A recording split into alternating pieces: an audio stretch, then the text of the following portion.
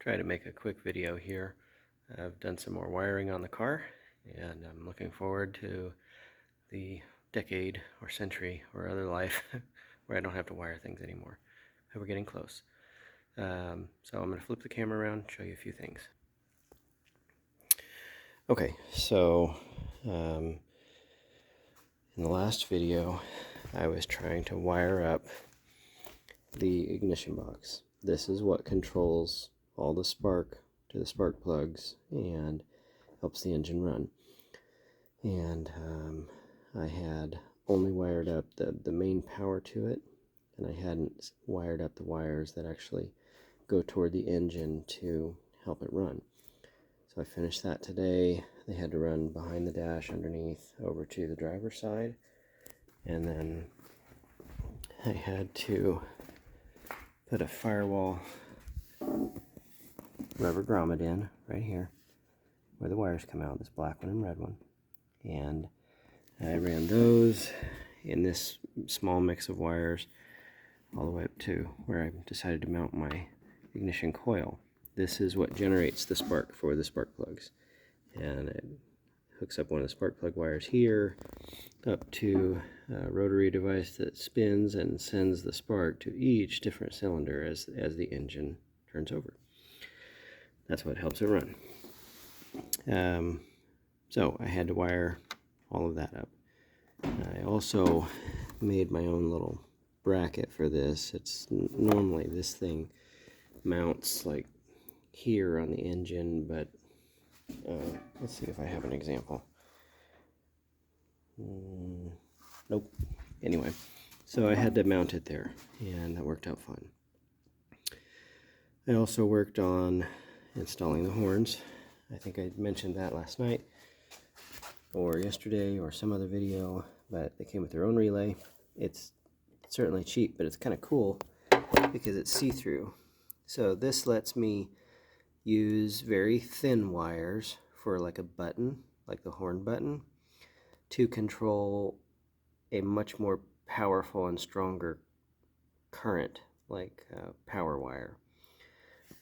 So it uses the small wire to activate this switch, which then connects the much bigger wires to go to the horns.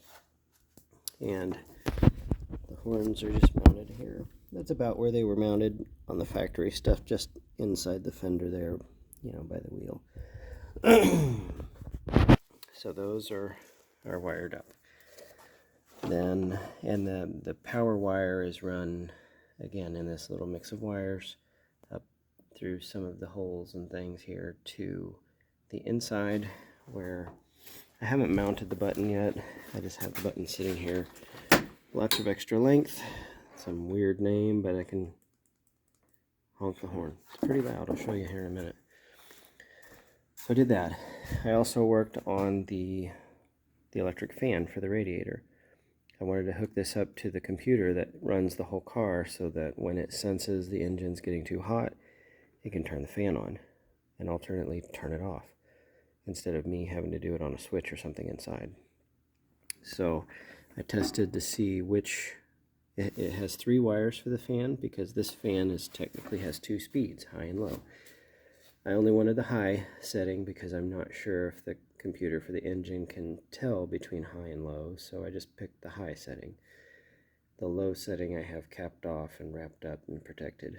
So I ran power wires to connect it all the way around to this other relay. This one is just like this one, it's just a little better quality, and it's not see-through, you know, some gimmick kind of neat thing. But it connects all the same way. It runs, this thing uses small wires from the engine computer to connect a big switch inside, just like you can see through there with all the wiring in there. That's a big switch that just clinks back and forth. So it uses a small power wire from the computer. Here's a little dinky wire. It can't carry much power. Runs all the way up to this relay, which then connects a switch inside when the computer tells it to turn on. And when that switch connects, it is able to run a lot more power through these bigger wires down here to the main power wire, which is strong enough to support the fan.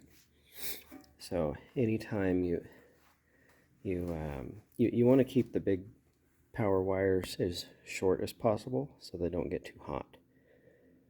So that's what these help you do, instead of running one power wire all the way inside. Anyway, so that works out. So I did that as well.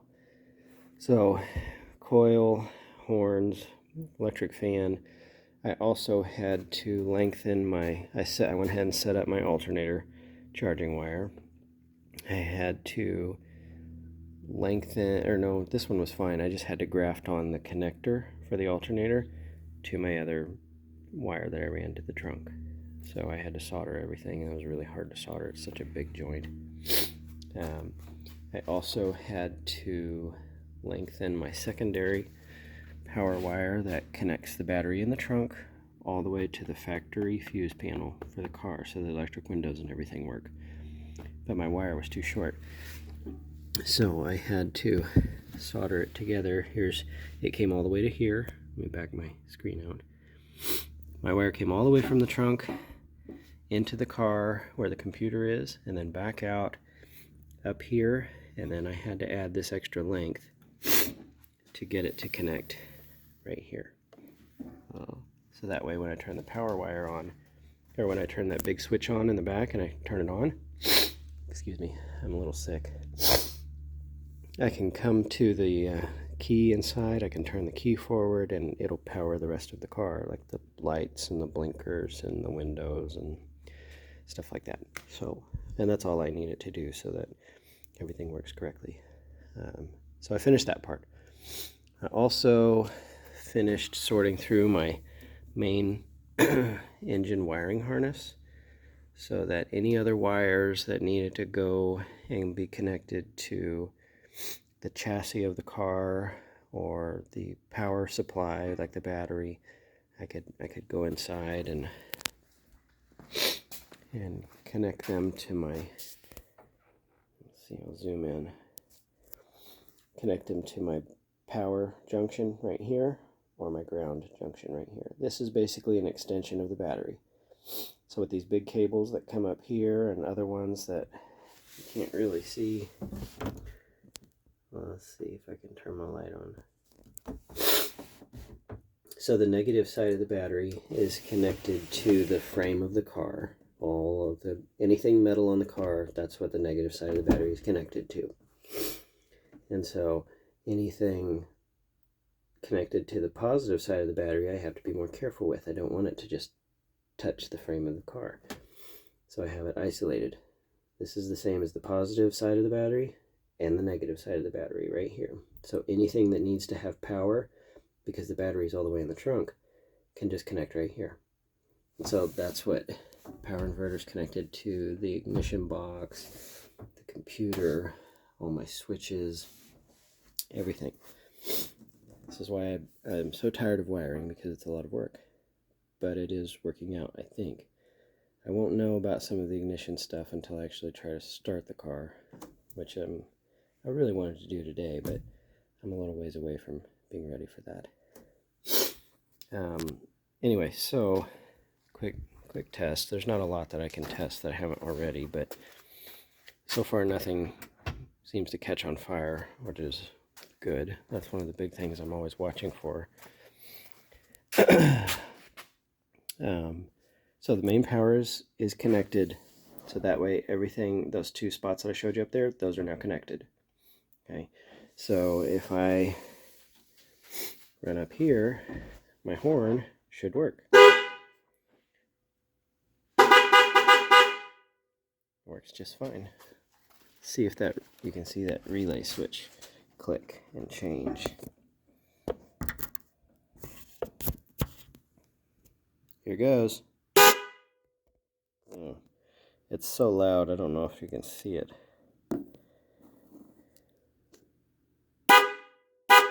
Yeah, you can see it. Anyway, that is really loud.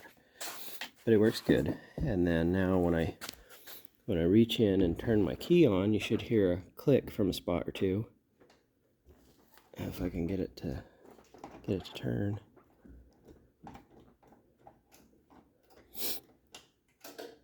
Yep, that click was the engine or the factory computer and everything turning on, so that I could have power for blinkers and things. And that's why you can hear my blinkers going. You can see the light up there technically works. So, good stuff. It's a little difficult figuring out how to graft the aftermarket engine computer to the factory one, so they can both work independently. Normally the factory engine computer would run the fan, but since the factory engine computer is not going to run the engine anymore, the aftermarket one is, I have to take the control away from the factory one and give it to the aftermarket one. That's what all this funny wiring is for. So that is kind of the summary for today. I'm sniffling so much, sinus problems or something here, but oh, that's bright. I get to go cook some food on the grill now, so I'm gonna go enjoy that and check in with Allison and James since I came out here. But anyway, hopefully that stuff makes a little bit more sense. Allison, I know you said you didn't have any clue what I was talking about, and I realized I was speaking as if to someone that already knew all of this stuff. So hopefully that makes a tiny bit more sense. But anyway, talk to you later. Bye. If I could ever push the stop button.